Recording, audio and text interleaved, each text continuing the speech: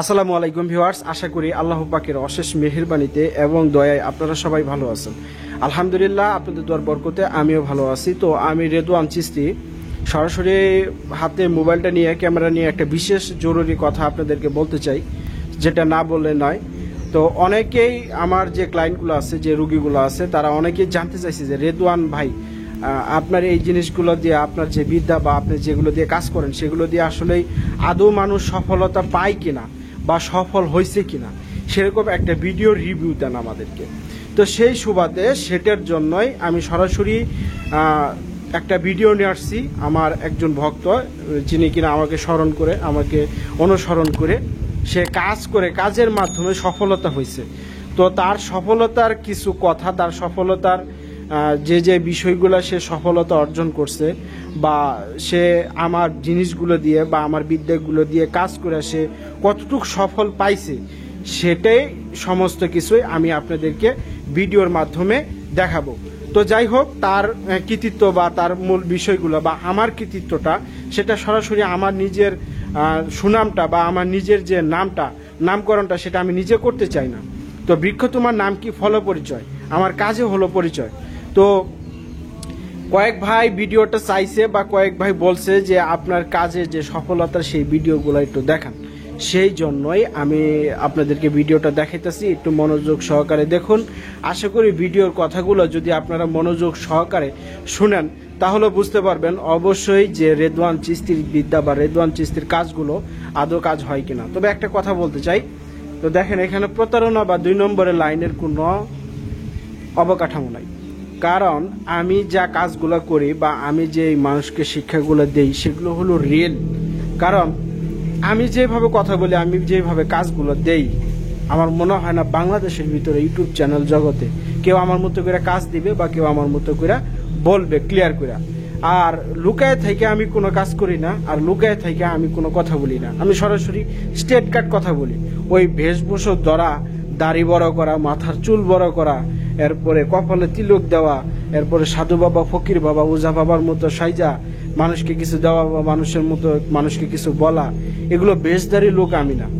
যদি কিছু আমার ভিতরে যদি কিছু থাকে, তাহলে আমার ভিতরেই আছে। আমার বাহিরাগত জিনিস দেখে কোনো লাভ নাই। আমার মুখের কথা এবং কি আমার ভিতরে যে যতটুকু পাওয়ার বা স্পিরিটাল আছে, সেই জিনিসটাকে আপনারা লক্ষ্য করবেন। আর প্রত্যেককে লক্ষ্য করবেন, তার বেশভূষ চলন দেখে মানুষকে নির্বাচন করবেন না। মানুষের কথা এবং কি মানুষের মনকে বোঝার চেষ্টা করবেন, তাহলেই আপনি সঠিক জিনিস এবং কি আপনার সঠিক সমস্যাটার সমাধান করতে পারবেন, উপলব্ধি করতে পারবেন। তো ভিউয়ার্স, কথা বেশি বলবো না। যারা আমার চ্যানেলটা সাবস্ক্রাইব করেন নাই, তারা অবশ্যই সাবস্ক্রাইব করেন, লাইক করেন, কমেন্ট করেন এবং শেয়ার করেন। পাশে থাকা বেল আইকনটি বাজিয়ে ক্লিক করে দেন, যেন নতুন নতুন ভিডিও অতি সহজেই দেখতে পান। তো প্রাণপ্রিয় ভিউয়ার্স, কথা আর বেশি বলবো না, এখন সরাসরি আমি তার ভিডিওটা দেখাইতেছি, আপনারা একটু স্ক্রিনে দেখুন। আসসালামু আলাইকুম। আমি যশোর, বাংলাদেশ থেকে বলতেছিলাম। আমার নাম মোহাম্মদ হাকিম হোসেন। আমি অনেক কষ্ট করেছি আমার একটা ভাইপো এবং ভাইজিকে নিয়ে।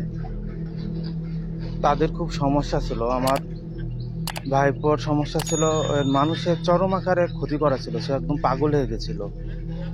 এবং আমার ভাইজির সমস্যা ছিল, তার জিনের সমস্যা ছিল। আমি অনেক জায়গায় অনেক কিছু যাওয়ার পরে অনেক খোঁজাখুঁজি করে করে আল্লাহর রহমতে আল্লাহ আমাকে পাওয়াই দিয়েছিল গুরুজি রেদওয়ান চিস্তি। এনাকে পাওয়ার পরে এনার কাছে সমস্যাগুলো আমি বললাম।